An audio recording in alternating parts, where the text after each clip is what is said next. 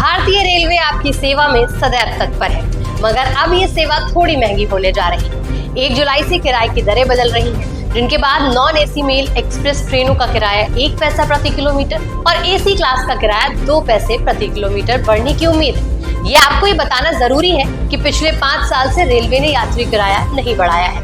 आखिरी बार 2020 में किराया बढ़ाया गया था। अब रेलवे के बढ़ते खर्च और मेंटेनेंस की लागत को देखते हुए ये फैसला लिया गया है।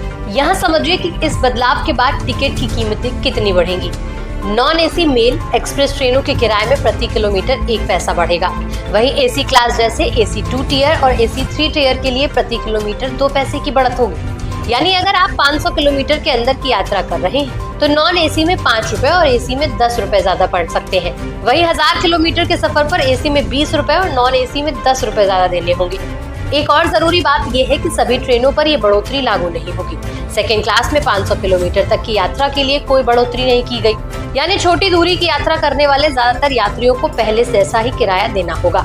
ये सारी जानकारी भारतीय रेलवे की वेबसाइट पर उपलब्ध हो जाएगी। इसके अलावा IRCTC की वेबसाइट या ऐप पर भी सारे अपडेट जल्द मिलेंगे। रेलवे के हेल्पलाइन नंबर 139 पर भी कॉल करके जानकारी ली जा सकती है।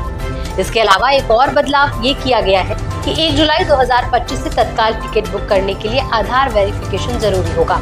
यानी IRCTC की वेबसाइट या ऐप से तत्काल टिकट बुक करने के लिए आपका आधार कार्ड लिंक होना चाहिए।